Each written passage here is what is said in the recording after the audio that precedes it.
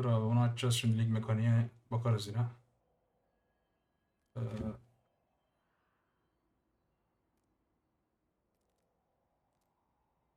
var mı 180?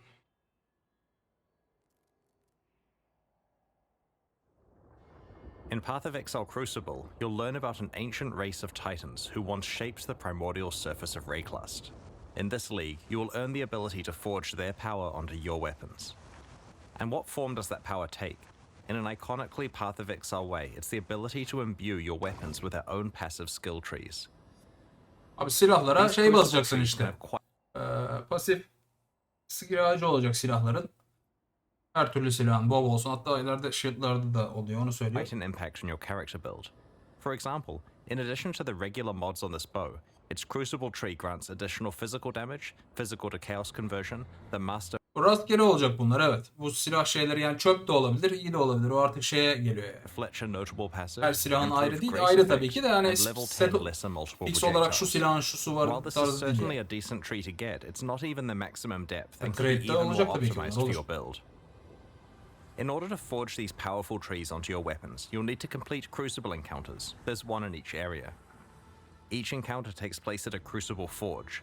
As you approach the forge, you'll have the choice of which of your equipped weapons you want to focus on. This can include Şeye geldiğin zaman taktığın silahlardan birisi seçiyorsun. Arkadaki silahlar da dahil buna. Bu adamın ekranda işte ones on your alternate öndeki weapon swap if silahı you want to kullandığı, improve one you're not arkadakileri de currently yani şey yapabileceksin, pişirebileceksin. Ee,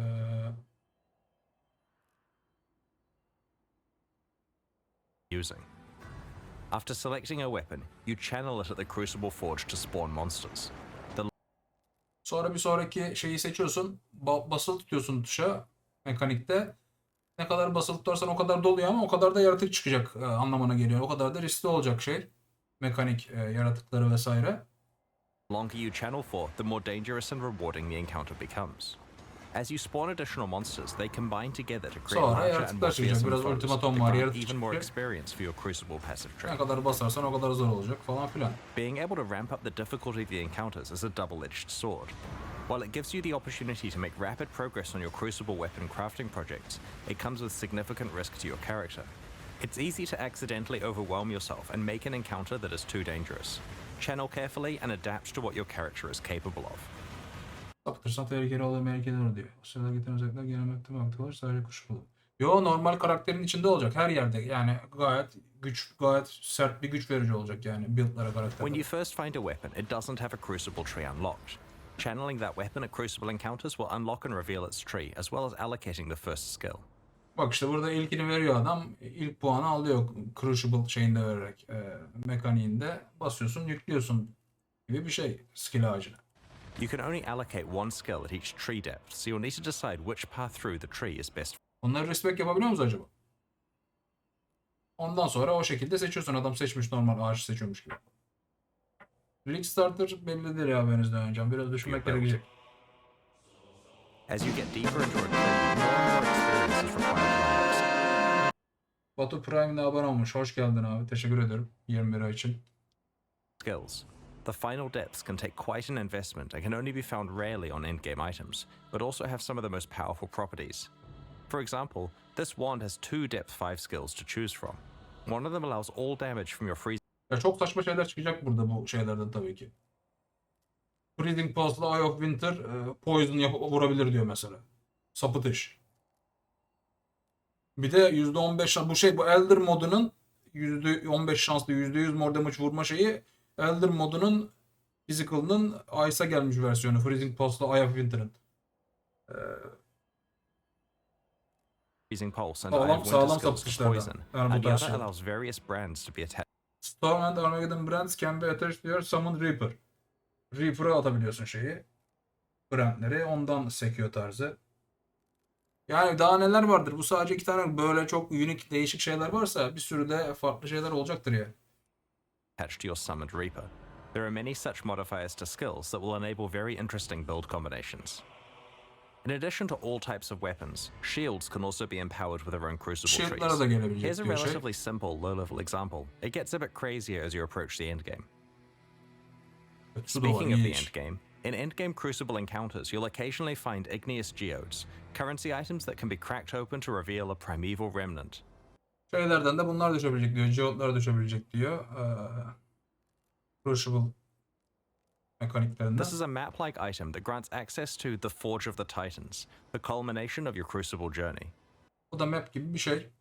Forge of the Titans denilen yine mekaniğin şeyine gidiyorsun. Bölgesine. These primeval remnants always generate as rare items. Half of their mods are upsides and half are downsides. The upsides generally increase the rewards of the area or add special crafting options. Yarısı pozitif, For yarısı example, negatif causing olacak monsters diyor. to drop divination cards or Özelliklerin. magmatic ore, a form of tradable itemized Crucible tree experience. The downsides are quite punitive compared to most endgame maps. Ideally, you want to find a primeval remnant that is really rewarding upsides alongside downsides you can handle. If you don't think you'll survive a visit to the Forge of the Titans, trade the remnant away to someone Bunlar else da and trade gamble on olabilecek cracking tabii ki. open another Yapamayacağını geode. düşünüyorsan vesaire. If you survive and manage to reach the end of the area, you'll find the aforementioned forge, which allows you to merge Crucible trees on 2 items. Sonuna gelince de asıl sapıtış burada. 2 tane şeyi birleştirme var. 2 tane skill ağacı olan item'ı aynı tipte olacak şekilde birleştirme var. Together. The way Bu da this kombinatör gibi bir şeyde gelen neydi o? Sentinel'da gelen kombinatör gibi. Çok iyi 2 tane ağacı birleştirip ikisinin de iyi taraflarını alıp çok iyi bir ağaçlı, daha da sapıtış ağaçlı bir şey çıkarma şeyi var yani. process works is that you provide 2 items of the same class. For example, a pair of bows, a pair of shields, or a pair of one-hand axes. One of these items will be melted down and applied to the other, which will keep its regular properties. Their Crucible Aynı klastan 2 tane item seçiyorsun. Üstteki eritiliyor, alttakine yapıştırılıyor. O sırada da tabii ki rastgele geliyor. O arkadaki skill ağacındaki şeyler. trees will be merged together in an unpredictable way, taking elements of each one. This is a Bu da daha işte ikisinin birleştirilmiş şey hali. İyi çıkmış, kötü çıkmış. Onları tabii ki yaptıktan sonra görüyorsun. little reminiscent of how recombinators applied to item mods, taking parts of each Crucible tree and merging them together, as well Bir anda 2 tane daha şey geldi işte ağacı. as randomly upgrading, downgrading, or mutating skills on the resultant tree. While this process can create some really powerful trees if you get skills you wanted from both items, it can also completely wreck your precious trees. So Çöp de olabilir diyor tabii ki şeye göre. Geldiği şeye göre. Tamamen şans işi bu. Kombinatör işi yani. Ama evet çok zıvanadan çıkmış şeyler çıkacaktır. Bayağı bir çıkacaktır yani. take care choosing which you risk combining. Also, like recombinators, there are ways to manipulate the system to improve your odds at getting certain outcomes. For example, any skills that have been allocated are more likely to show up in the resultant Crucible. Manipüle etme şansın da varmış. Puanı verilmiş şeylerin, skill'lerin çıkma şansı daha fazla olacaktır tarzı şeyler de var. Sonraki şeyde. By default, you can only add Crucible trees to non-unique items, but it's possible to get a mod on the Forge of the Titans map that allows you to imbue a unique item with a Crucible tree, which Normal şartlarda unique'lere olmuyor diyor skill ağacı muhabbeti unique silahlara ama bu bölgeye girince o map gibi yerden özel bir modla unique'leri de yapabilecek hale getirme şeyi var. Nadir olacaktır muhtemelen. which can then be leveled up via regular Sonra Crucible normal encounters. Crucible'da yapıyorsun To yine ağaç combine Crucible levelamasını. trees on unique items together, you'll want to find a crystalline geode and crack it open to reveal the secret higher level version of the Forge of the Titans. I probably shouldn't say too much about it, but it will let you do some interesting things with Crucible trees. There's an important thing to note about Crucible trees on unique weapons. In addition to being much harder to unlock, there's a special rule about how they can be combined. A unique weapon must be combined with another copy of the same unique weapon to merge their trees together. Because this destroys one copy, getting a good Crucible tree on a unique weapon makes it insanely valuable. It may also raise the trade value of all unique weapons by quite a lot, as players sacrifice them trying to create perfect Crucible trees. Wild Strike'la sos. Bu Engap'in sos mu dediği bu. Şimdi Wild Strike'e geldiği zaman bu çok kötü oldu. Cacık yani. Wild Strike oynayacağız falan filan tarzı.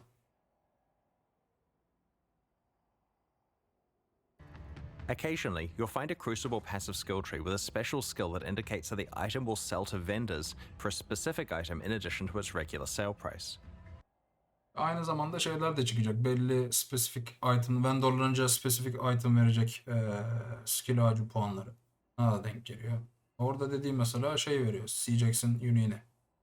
These vendor skills usually occur relatively deeply in the tree, so take Veya burada Divine Orb'a satılan, Vendor'a satılınca skill puanı. Bu tarz şeyler de var. Neyse işte o tarz şeyler aynen. Şeyde silahta diğer taraflarda çok pahalı silah ne var ya? Çok ekstrem şeyler gelmeyecektir muhtemelen buradan. Ee, gated olanlar, bosslardan düşenler, spesifik yerlerden. Bence düşmez. Shaper'ın işte şeyi, osu busu. Belli olmaz tabii de sanmıyorum onların geleceğini. some effort to allocate, but usually don't block skill Ben cip choices dedim, you'd cip. make when leveling the Silah. item up for use. The presence of these skills presents you with an interesting choice about whether you want to use the item or sell it to a vendor, and whether you want to spend your Crucible experience either revealing new trees to hunt for good skills, leveling up items to use, or leveling up items to sell. Crucible also features its own unique items you can earn. For example, El Abin's Visage, a unique helmet, is special in that it's the only armor piece other than shields that can receive Yeni unikler gelecek. Bu uniklerden bir tanesi buymuş. Kendi ağacı olan tek armor parçası. Bu unikte var. Ki bunun da çok iyisi, çok iyi olur bu arada. Sağlam bir ağaçla. Crucible passive skill trees. Bu da sağlam kumar itemlerinden olur. Tek ağaçlı Wearing it zırh olduğu allows you için to de helm abi, helm. Helm'de ne olduğunu iyi biliyorsun.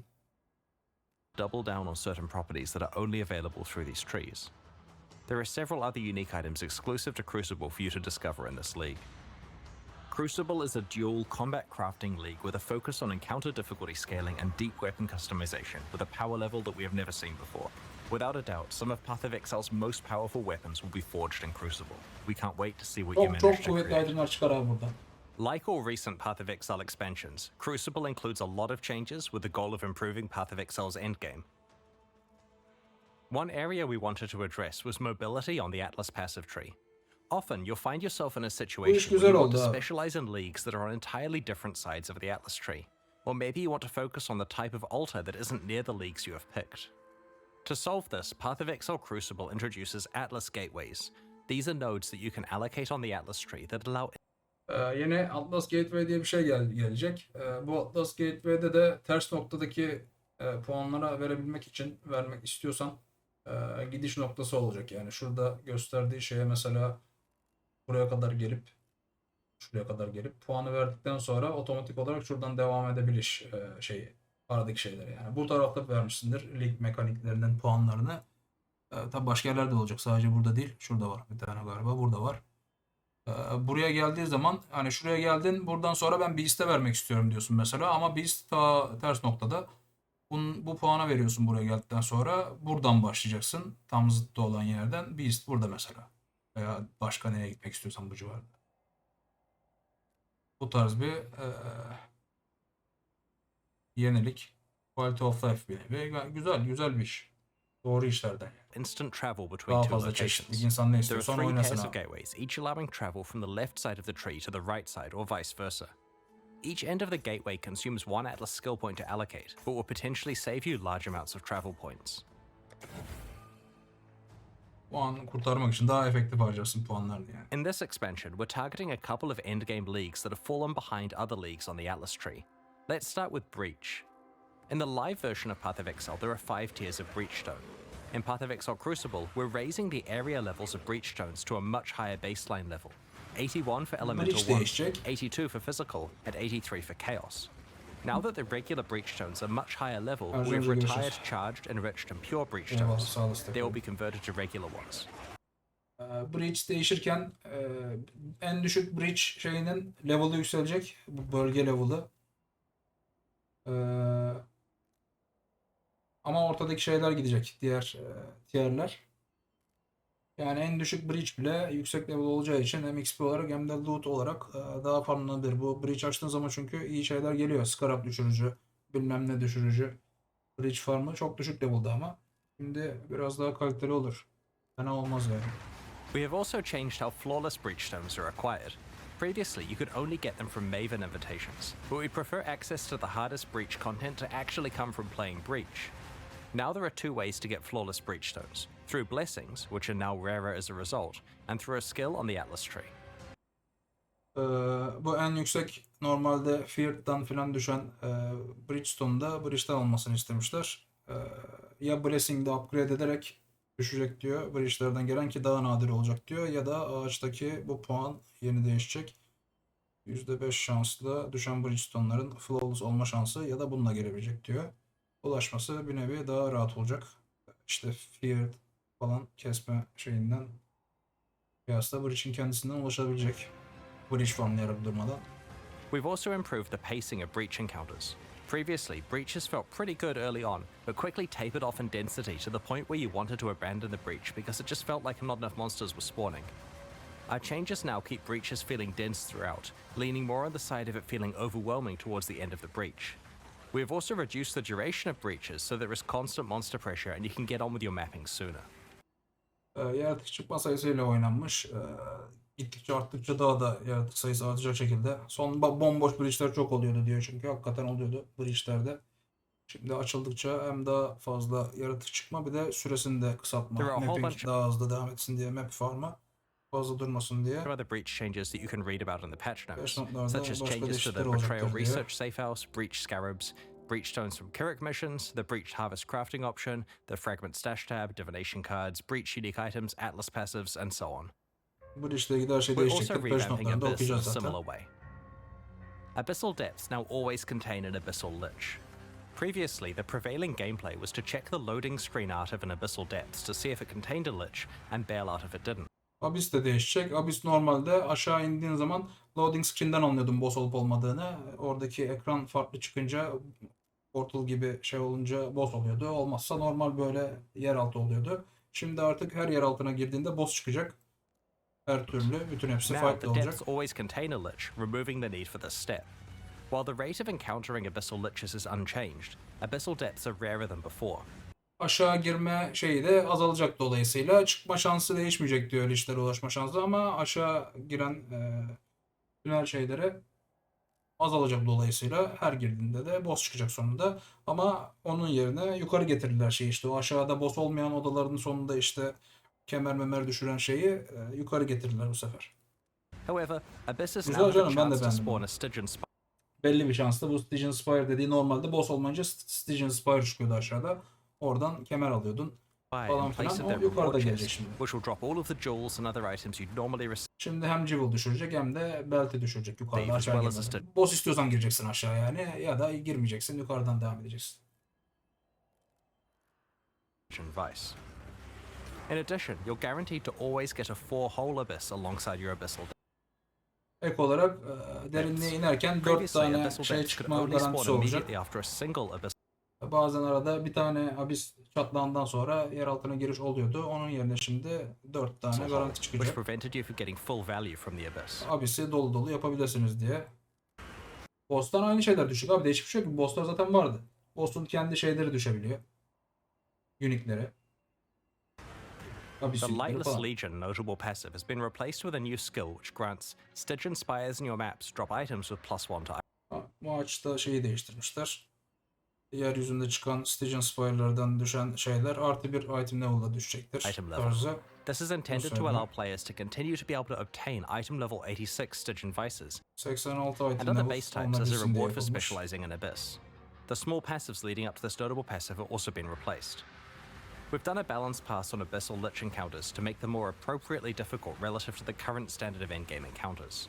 Abyss uniques have had some balance and tension also, and the details are in the patch notes. Abyss unique'leri de değişti diyor. Onlar da patch notlardadır. Overall, these changes should ensure you can play a wider variety of leagues in Bu the ikisini endgame, beğendim. both through being able to access iki them more değişiklik güzel easily and oldu. because Breach and Abyss now feel Sezon far more başında modern Breach and de alınabilir competitive hatta with ya. other popular Bakmak league lazım. content. A big goal of the Crucible expansion is to provide a lot of new ways to build characters and to breathe new life into older builds. To achieve this, we're doing two things. Firstly, we have created many more interesting options for one of Path of Exile's core build systems, the passive skill tree, by overhauling many of its masteries. Secondly, we have revamped two specific Ascendancy classes. As we reviewed the masteries on Path of Exile, Build çeşitliliğini sağlamak için, bazı şeyleri canlandırmak için, bazı build'ları canlandırmak için hem ağaçlıkta bayağı bir değişiklik olmuş. Bir de 2 tane Ascendancy'de büyük değişiklik yaptık diyor. Exile's passive skill tree, we realized that a lot of the choices were rather bland and could be a lot more exciting. We went through the masteries one by one and tried to come up with as many interesting stats as we could, ignoring what was currently there. Once we had a short list of high quality stats, we added in the existing ones that used to be on each mastery and picked the 6 best. All of the leftover ones have been saved for later or used in places like unique items. This process was performed on approximately half of the masteries on the tree, initially targeting the ones that needed the attention the most. Previously, some masteries only had 4 options, so we've tried to increase as many as possible to 6 options. Bazı masterlerde 4 opsiyon vardı diyor. Bunları 6'ya yükseldik. Express hoş geldin abi. We've also added a couple of new mastery types that we felt were Bir de olmadığını, eksikliğini hissettiğimiz birkaç tane yeni mastery tipi ekledik diyor. missing. Let's look at an example, the life mastery choices. Life You can see mastery'lerin some of the şeyleri bu interesting şekilde new olacak şu options, such as anki the ability to yerine. manipulate your low life and full life Low thresholds, life'ını which %50 allow yerine 55'ten sayma veya full life'ı %100 yerine %90'dan saydırma tarzı 2 tane master you to var more burada. effectively use the damage while on full life support gem and many unique items. Getting a large increase to maximum life when you have no life on your body armor. Chest'inde de life modifier yoksa %15 increased life life master'da. Bu güzel. Not only works işi really iş. well with a whole lot of unique items, but also opens up new prefix composition options for rare body armors. Yani chest'ten life almayıp da veya unique'den bazılarında yok. Life alma şeyi. Güzel Here bir you can not. see the armor and energy shield mastery has more options available than before. The other thing we focused on with this one is tying the mechanics together better. Instead of some being about armor and some being about energy shield, we've tried to make sure each really emphasizes having both armor and energy shield. Armor enerji shield. On the leech mastery, Dur we've bakayım combined bir. the being about armor and some being about %2 chance per %. Her %5 enerji shield için diyor. Yani full enerji shield'dan her azalmış olan %5 enerji shield için %2 şansla %200 armor'la gelen saldırıya savunma şeyi var. Physical damage'dan hit aldığın zaman enerji shield'ın %5'ini 1 saniyede doldurma var. Armor'ın %20'si Chaos damage'ı etkilemesi var hitlerden gelene.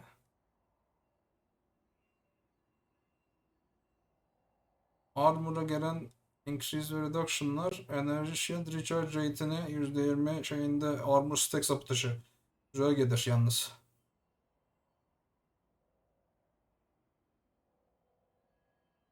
%100 increased armor and energy shield from equipped body power if you realize. Eğer eldivende hem de botta armor ve enerji shield aynı anda varsa chest'ten gelen armor ve enerji shield'da %100 artış. Bu da iyi olmuş. Master'ların biraz daha işe yarar, elle tutulur şeyler olur burada.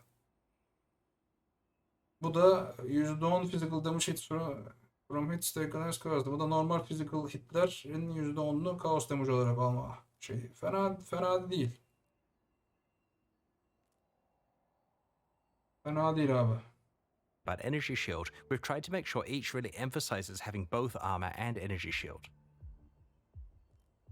On the leech mastery, we've Leech Master'ı var. combined the 3 increased life mana and Oradaki sapıtışı, ilki sapıtış zaten abi. %10'u instant leech direkt. Leech'in %10'un instant olması. Sağlam bir şey bu leech alırsan.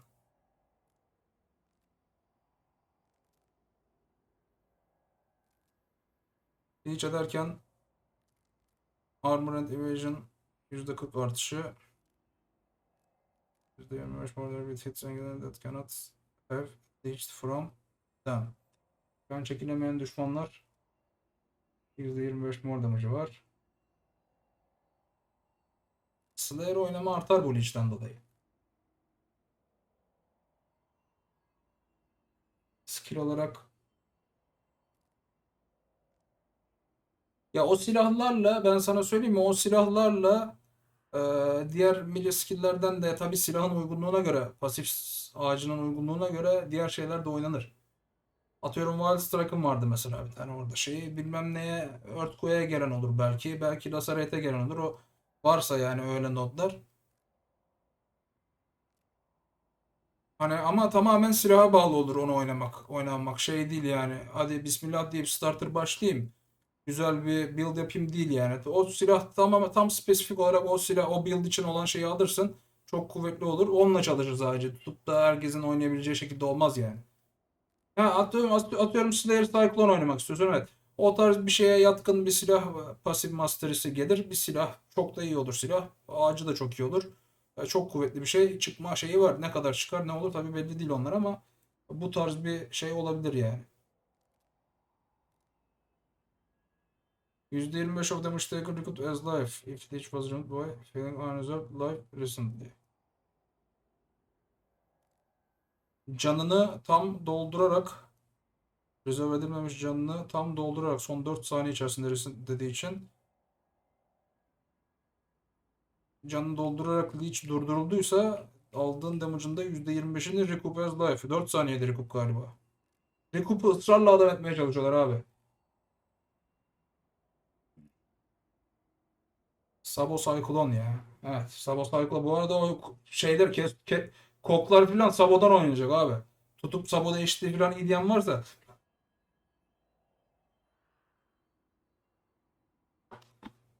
triggerlar. Garip garip hareketler abi, sevmem. Bu Life Mana Inertial içine direkt %100 increase, hepsini aynı yere alma. Bu da bu totali yapıyor. Bu da maksimum. Total Life Mana Inertial Recovery per second. Her saniyede gelen leech arttırıyor. Energy shield recovery stats into one choice that affects all of them. The space we've freed up has been used to add some powerful new Masterlerin bazıları options, çok such as a cacıktı ama evet, bir kısmı adam olur herhalde bu şekilde. portion of your leech applying Adam olan instantly. şeyler gelir. The spell suppression Ya Spell Suppression Master'ı iyiydi zaten abi. %+3 spell damage suppression'ı var. Hayır abi, hoş geldin abi. 13. ay aboneymiş. Teşekkür ederim.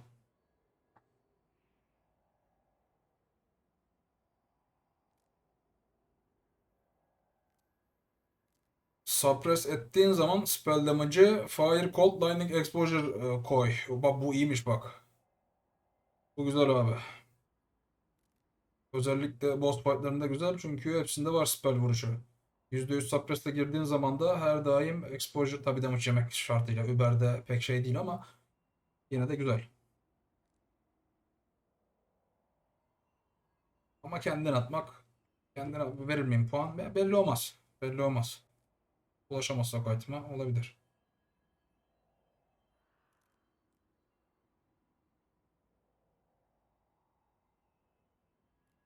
Son 4 saniyede suppress dediğin her hit için %2 şans azaltıyor ama aynı zamanda toplamda 50'nin üzerine suppress edilmiş spell damage'a da ekleniyor. Suppress spell damage cannot include bak bu iyi. Bu iyi abi.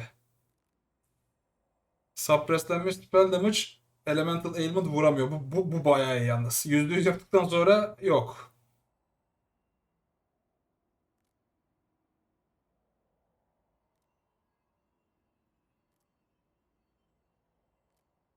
Yani teorik olarak yeme şeyin kalkıyor mu? Kalkmıyor. %100'den sonra. Kalmıyor, hayır. Spell damage. Spell damage'dan çoğu spell damage abi hit olarak da yiyorsun da yani çok nadir. Hitleri de yemeği ver abi. Güzel. Bu iyi.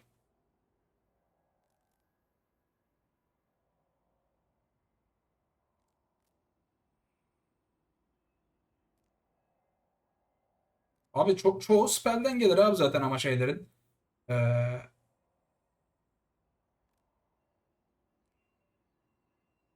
Conversion'dan yersin. Hitlerden yersin. Ground effects yersen spell mi sayılır?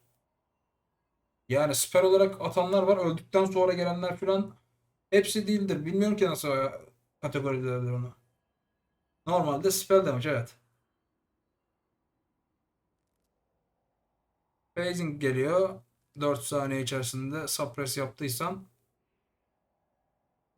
phase'deyken de %8 var. Chance to suppress spell damage is lucky. Bu boş iş. Yani suppress'ı maxlamazsan belki işe yarar da bu bayağı boş iş bu noktaki. Lucky dediğin 2 kere rollemeyi şey yapar. Yani ilkinde suppress edebilir. %90 diyelim suppress'in. %10'u tutturdun diyelim ilk şeyde. Bir daha rolleniyor. %90 tutturmak için Lucky o şekilde yarıyor. Fena değil. Fena değil ama gerek var mı? Kötü değil. O şeyin gitmesi crit niye gitmiş hakikaten?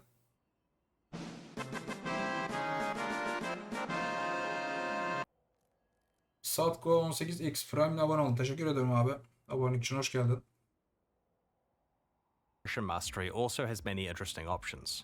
Your chance to suppress spell damage becoming lucky is extremely useful before you've optimized your gear and Evet, haven't bu reached da onun şey diyor. 100% yet. %100'e gelmeden The third suppression option Lucky işe rewards you for yarar. stacking more than 100% spell suppression, which previously had few benefits. Now it's something you can plan your itemization around.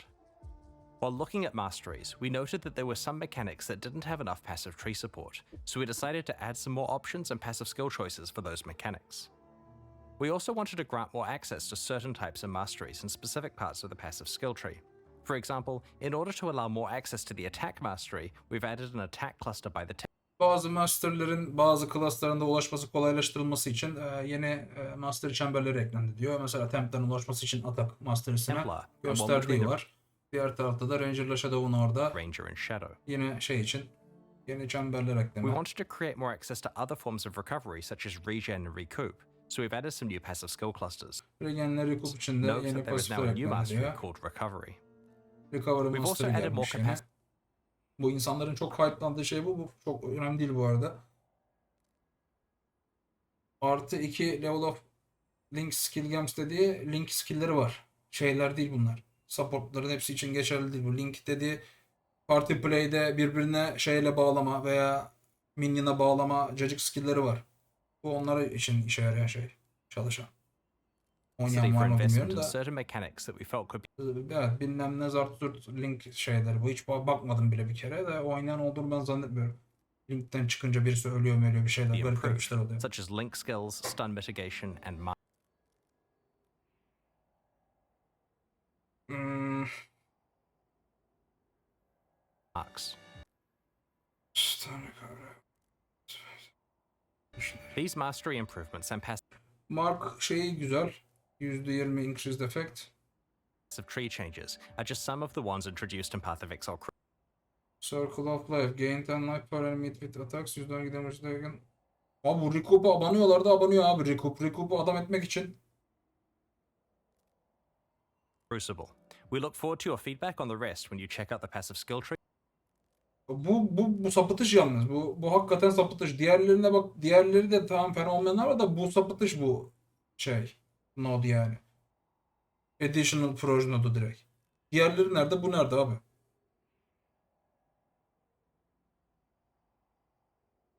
Abi şimdi bu nerede? Öbürü nerede? Atak spell yap da bari biz de gelelim abi. Spell yapaydın iyiydi. Kıskandım tabii, ben de istiyorum abi spell'ime. Ben de Additional Project'a, Fireball'ıma isterim projemi ya. Tree next week. While going through Ascendancy classes, we identified two that needed work, the Saboteur and the Pathfinder. Both have been significantly changed in Path of Exile Crucible.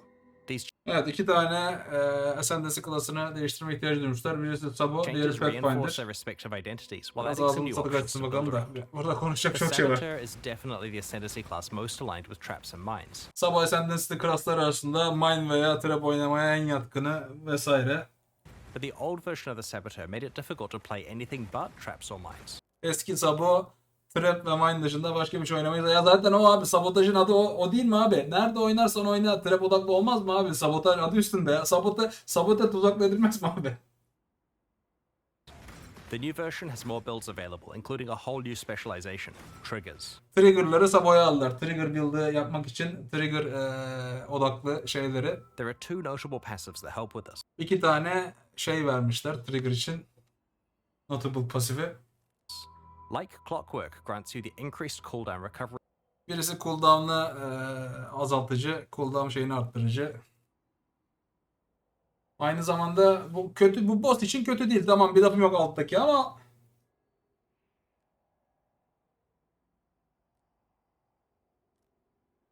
%30 cooldown recovery rate. Ama ağaçta nerflenmesine rağmen yeteri kadar var daha bu cooldown. Alabiliyordun ya. Ben aldım abi, geçen sezon oynadım. Daha da alabilirdim, almadım hatta gerek yok diye. Şeyden filan. Unuttum şimdi şeyini. Master'ı vardı bir tane de 4-5 puan daha vermem gerekiyordu. Bunun ama şeyi güzel. Yandaki düşmanların %10 daha yavaş atması var. Bossların mesela skilllerine %10 daha yavaş. 10 saniyede bir atıyorsa yani %10 çok da değilmiş. Bakınca 11 saniye olacak ama. Rate stat, which is a pretty rare one. This is great for triggered spells as it indirectly Ama zaten al. Kok bilmem ne. Ne oynuyor burada? Zart zurt işte. Bütün koklar, bütün şeyler. Cast Challenging olur mu acaba? increases their damage. This notable Ice also Spear. makes your enemies have longer cooldowns, which can be useful in certain boss fights. Yani trigger şeyleri Sabo'dan olur yani bununla beraber. For example, causing the Maven's memory game to occur less often. Memory The game'i perfect de daha crime notable yavaşlatıyormuş. passive summons 2 trigger bots,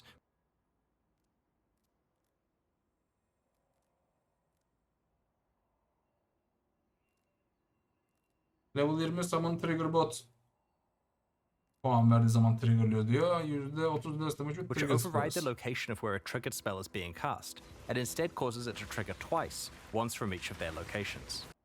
İkili trigger mı olacak bunu alınca? Çift trigger oluyor bunu aldığın zaman ama %35 daha az. Yuh be abicim ya. The perfect crime notable passive summons 2 trigger bots, which override the location of where a triggered spell is being cast, and instead causes it to trigger twice, once from each of their locations. İki tane trigger bot çıkıyor diyor. İki taraftan triggerlama şeyi. The Daha az layout for demiş the buraya. Saboteur's Multi Strike'ın trigger versiyonu gibi bir şey. trap and mine ascendancy passives has changed, so that there aren't separate four pointers for traps and mines. Now each one has a 2 Abi mine bitmiş ya. Mine ne olmuş abi? Hiçbir şey yok ki mine'a göre. Bu ne abi? Kim atsın abi mine'ı o zaman? Gladiator'dan oynayalım mine'ı. Damage bonusu yok burada. Hiçbir şey yok. trap and mine ascendancy passives has changed, so that there Bir tek bu var abi. Increased effect of auras. Hinder'ı geç abicim. Hinder ne ya? Hinder ne abi ya? aren't separate 4 pointers for traps and mines. Hinder ne Now abicim? each one has a 2 pointer that is Trap attığın zaman da increased area effect. Trap triggerladığın zaman onun yanındaki traplerin triggerlanması. connected to the same shared 4 pointer. Immune şeyler burada içeride kalmış. We have also completely reworked Bomb Specialist to be Kısa %20 şanslı %50 mor öyle demiş. %20 şanslı %50 mor damage vurma. %20 şanslı da %50 less damage alma şansı. specifically tied to area damage, so it's a Area slightly more damage general burada. skill. It both gives you some area damage as well as some defense against incoming area damage Oynamam. against you. Sabo oynanmaz gibi duruyor abi. Ben The sana öyle söyleyeyim. Pathfinder has been overdue for some attention, Ha, gidip başka bir şeyde oynarım abi o zaman. Şeyden Trickster'dan oynarım mesela. Daha mantıklı abi Trickster oynamak şu anda. Ben geçen sezonda oynadım şeyi. especially with recent features such as concoction skills that she could get the Trickster abi. Trickster Miner. ability to Saçma sapan specialize. hareketler gelecek herhalde. We also wanted the Flask-themed Ascendancy to have a proactive way of improving life flask usage. Master Distiller Evet, action speed daha mantıklı abi her türlü.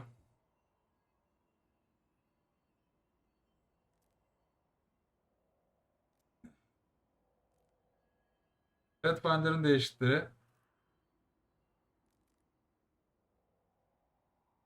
Bir şey soracağım. Öndeki tek taraflı.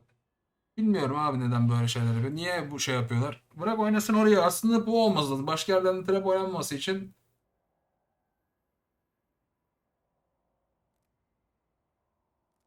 Bu neymiş? Grand bonusu da açan eksik kontrol edeceğim.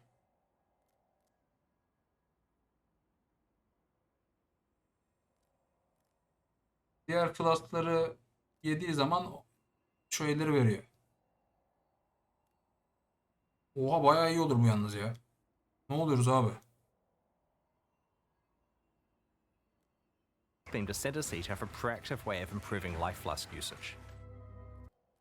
Diamond Flask harcadığı zaman %150 Critical Strike Chance increased. Bismuth Plus Charge'ı consume ettiği zaman %20 Penetration Elemental Amethyst yaparsa diyor. Physical Damages Extra Card Damage %25. Master Distiller allows you to turn most of Buradan mı olacak şey Concoction? your skills into concoction-like effects. Master Bir de o şey concoction var. Fazla bilmiyorum onu ama o da iyi olabilir. Neydi o?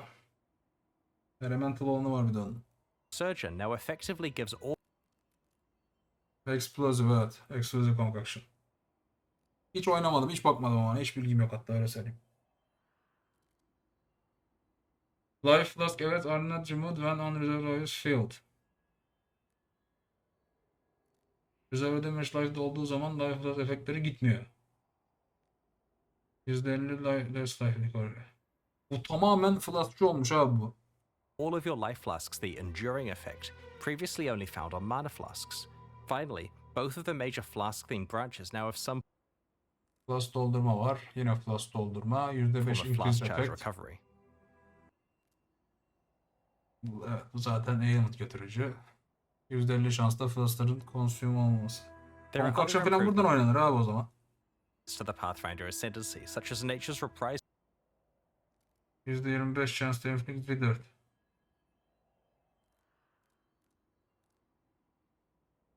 Oynanır abi. Concoction. Wither da var bir de. Havadan Wither var abi burada. Bu ne ya? Bu ne abi? %50 increase efekti mi de?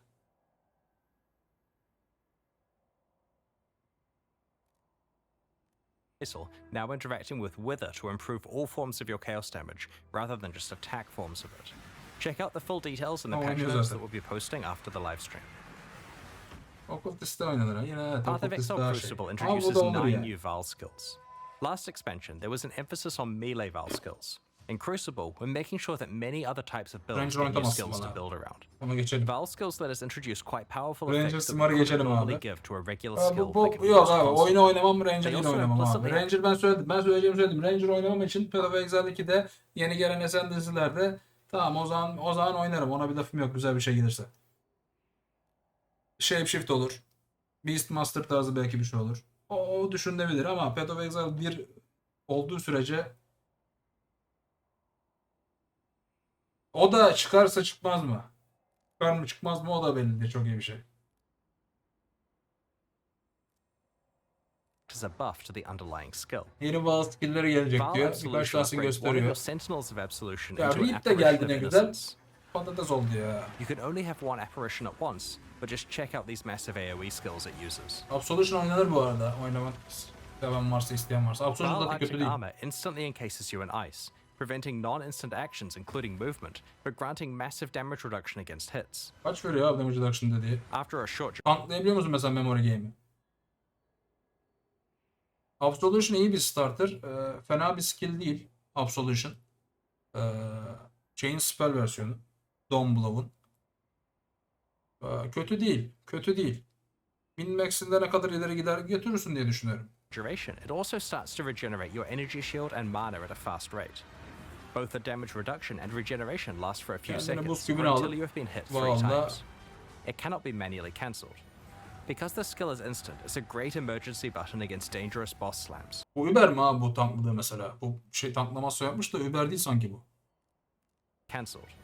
Because the skill is instant, it's a great emergency button against dangerous Boss boss slam hiç damage yemedi herif neredeyse yalnız. slams. It also makes you count as being frozen, despite Arctic Armor normally making you freeze immune. Having another way to Normal bu, öyle self-freeze may be of tanklayamaz şey. interest to a few mad scientist build creators in the community. Vaal Lightning Arrow fires a barrage of piercing projectiles to cause lightning to strike nearby targets whenever they hit an enemy. After Lightning a Arrow. short amount of time, or when they collide with MFC terrain, the MFC'ler arrows sevinir. randomly change direction and continue flying. This occurs a number of times before the arrows expire. Each arrow can hit the same target once per redirect. Because the arrows travel for a set time before redirecting, rather than a set distance, projectile Arctic speed Armor modifiers deminki affect Vaal the olan. distance traveled. High projectile speed lets you clear out huge areas with them, while reducing your projectile speed increases the chance of them hitting the same target multiple times. With very low projectile speed, the skill can hit a single target 20 plus times. Vaal Reap conjures a ring of scythes that deal damage to all enemies in a circular area. The scythes leave behind a pool of blood that deals heavy physical damage over time to enemies standing in it, and for a short duration after they leave it. Vaal Reap. Vaal Reap instantly grants a large number of the blood charges used by normal Reap on use, as well as temporarily higher maximum blood charge capacity, substantially powering up the regular version of the skill. Path of Exile Crucible introduces tane daha 5 other gelecek Vaal şey skills we'll diyor. reveal over the next week. Skill. Vaal Animate Weapon, Vaal Domination, Vaal Ice Shot, Vaal Domination Rejuvenation ne ya? Totem, Dawn and Vaal Blow. Animate Weapon, Dawn Blow, Ice Shot, Reju Totem, bir de Firestorm'un da Vaal'ları gelecek. Onlar da önümüzdeki günlerde teaser olarak açıklanacakmış. Firestorm. This expansion also introduces more than 10 new unique items. Yeni There are unique 3 in itemler particular var. I'd like to show you today. Blood Price is a unique helmet that has a new effect, reserving enemy maximum life. This does exactly what it implies, causing nearby enemies to start at 92% maximum Ice life. Shot da. While this increases your clear speed against all enemies, it's especially useful against bosses. The helmet's Mini'ye ihanet drawback is that it etmem değil. Mini'ye reduces your oynamıyorum maximum bayağıdır da life, but caster provides oynarım decent yine life yani. regeneration and block and stun recovery to counteract this. Tainted Pact is an amulet that causes chaos damage over time to heal Yok, you while you're Animate leeching Guardian'a life. takılır. Evet, iyi While the takılır amulet hem de. provides a decent amount of life Sırıtış leech itself, takışı. it'll certainly require a few tricks to unlock its full potential.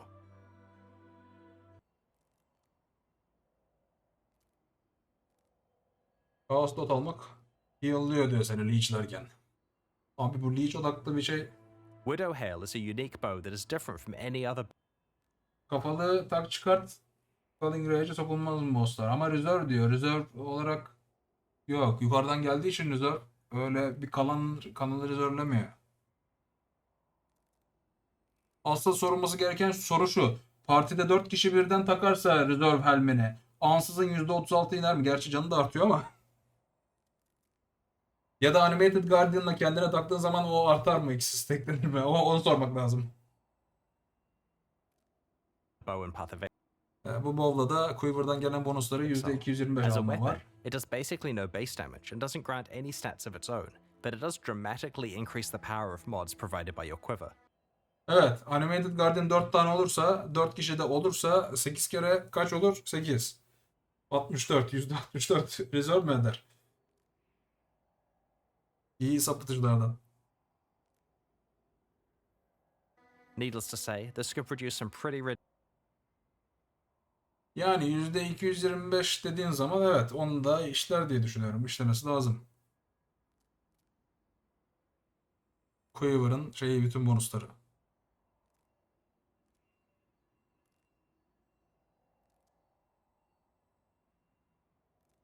Altı kişi girip calling atarsa %20 calling. Kaç oluyor öyle? 6 12 stackleniyorsa hiç savaşmadan kesersin. Güzel boss kesiyoruz. Herkese dağıtacaksın hemleri sonra geri alacaksın. Boss killer olarak. Güzel servislerden. Hiçbir şey yapmadan. Hiçbir şey yapmadan abi. ridiculous outcomes with good rare or unique quivers. We will reveal some of the other new Vardır onun uniques over limiti the vardır coming abi. week. Ruthless is a game mode that we released alongside the Sanctum expansion late last year. It's designed around extreme item scarcity and is challenging because Ruthless'a you're değişiklikler constantly behind gelecek. the item Oynayan power varsa curve. aranızda Ruthless'ı seve Sezon has seve. found a very passionate audience of players who love how rewarding item drops feel in such an austere environment. We have some small improvements to Ruthless. Abi bir dakika ya. Sonsuz Uber farmlarsın ha. Siz seversiniz öyle garip işleri. Sonsuz Uber farmlarsın ki onunla. 6 kişi toplanıp 3 saniyede bir Uber kesme. Uber kes, Uber kes, Uber kes. Sonsuz. Günde 1000 tane Uber kesersin. 1 saniyelik fight. And Path of Exile Crucible.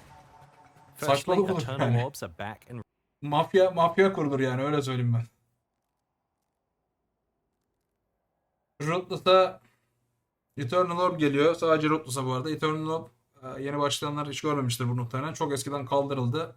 Direkt Imprint Beast'in şeye de işleyeni. Tamamen item'ı imprint diyorsun. Ruthless. These are an extremely Tekrardan powerful currency yenileyebilmek item için. that allows you to imprint an fail item and olursa restore it if you're unhappy with the result of crafting.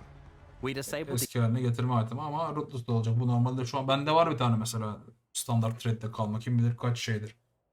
Artık düşmüyor tabii. these game Ama wide 7 Ruthless'a years ago eklenecek. because they were far too powerful when combined with all of the different crafting options Path of Geriye Exile alma offered at şeyi. the time. Ruthless does not have the base game's crafting feature set, so we have enabled Eternal Orbs to drop in Ruthless, albeit extremely rarely. Ruthless now has its own set of challenges to complete. Like the ones in early Path of Exile, there are a total of 8, and they're very difficult. Yanlış mı okudum abi? Bir dakika. challenge mi gelecekmiş dedi 8 tane Ruthless'a sezonluk. Ben mi yanlış okudum? Ruthless does not have the base game's crafting feature set, so we have enabled Eternal Orbs to drop in Ruthless, albeit extremely rarely. Ruthless now has its own set of challenges to complete. Like the ones in early Path of Exile, there are a total of 8, and they're very difficult. 8 tane challenge geliyormuş abi Ruthless'a. İlk sezonlar gibi. Bu ilk sezonda da 8 taneydi challenge ta 10 yıl önce. Totem veriyorsa işimiz var. Yumruklarım abi sağa sola öyle söyleyeyim ben. Ruthless. Her sezon Ruthless mı oynayacağız abi bir de? 8 tane challenge yapmak için. Ne yapıyoruz abi? Like Oyunu the bırakmamak past, değilmiş we're abi. hosting a boss kill event at the start of the Crucible Challenge League.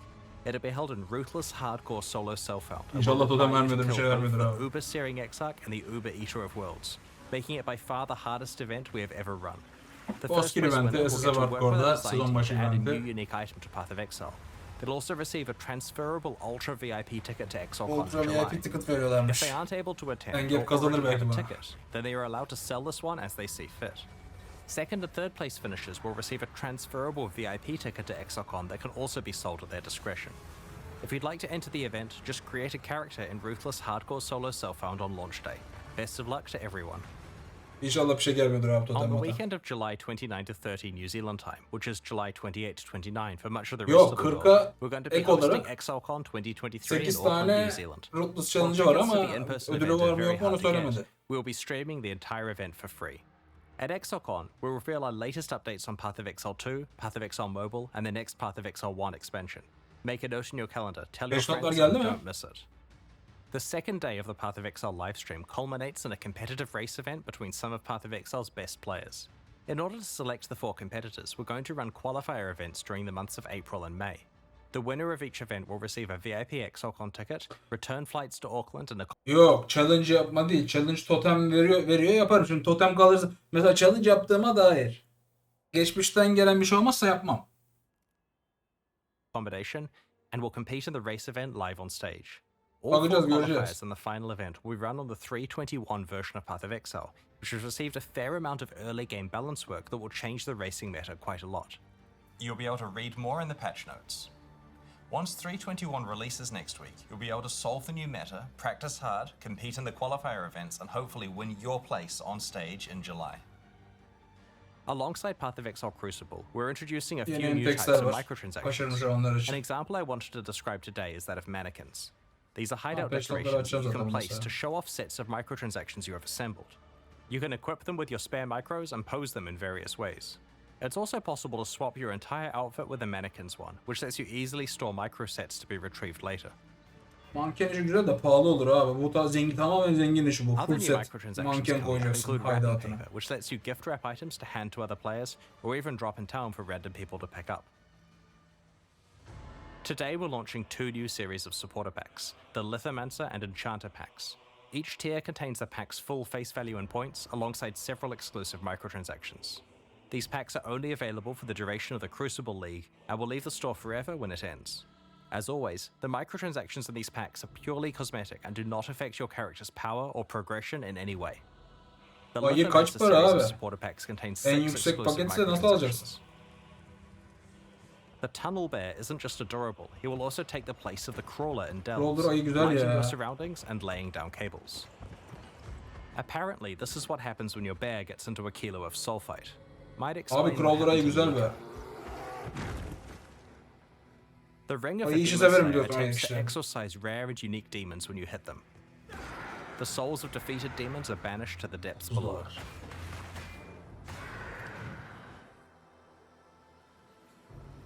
The ancient stone of the Lithomancer's armor set crumbles when you take damage, revealing the crimson core inside. Geldim The patch stone notu. reforms if you haven't taken damage recently. A sip from Ben the yalnız ancestral söylemiştim granite birkaç flask sezon önce, causes a Karui eee, ancestor to appear and surround you in protective wards. Ayı şeyi gelir diye. Ayı değil de o trenin değişme The MTX ancestral portal satılabilir diye. encases you in molten armor when you travel through it. Ama mekanikleri satmak gelmemişler aklıma breach'i değiştirmek falan. The summoned Karui ancestor rallies you to battle and honestly seems to have an unhealthy obsession with combat. Patch notlar geldi. 2 dakika Ever kaldı want to herhalde. practice Sen- running away from volatiles? The gunpowder değişiyoruz. foot attachment straps explosives to your legs, dispersing lit gunpowder behind you. Geçen Be sezonki careful, kadar you değil can ama only outrun iyi it for so çalışılmış long yine. before it catches up. MTX'e çalışıyorlar abi. MTX iyi. Ya abi MTX. The Enchanter Pack Paramı series veriyorum also has diyorsan 6 hakkını alıyorsun exclusive ya. microtransactions. The Path of Exile pet parrots your exile. We'll just let it speak for itself. It would be wrong to do that here. Wrong. I need more mana. Spoiler atmayalım abi patch note'la ilgili mümkünse. Drinking from the bottled storm jade flask encases you in a surging tornado, churning up the ground in Path of your Exile wake. kanalına Türkiye dedim reputasyonunuz.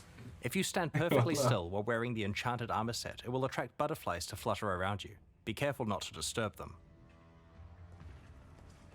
Sick of high-fiving Niye giant purple %33'ü appendages? diyordu para The kazanma Ritualist's breach ring yöntemi? visually transforms breaches you find into %33 occult MTX'ten summoning geliyor, circles. %33 stage'den, %33 de kutu The kumarından. Enchanter's crafting En son bench öyle replaces the söylemiştim, normal birkaç sene crafting bench in your hideout with a suite of tools fit for a master Bu da güzel. artisan. The various crafting stations burst into life as you use them.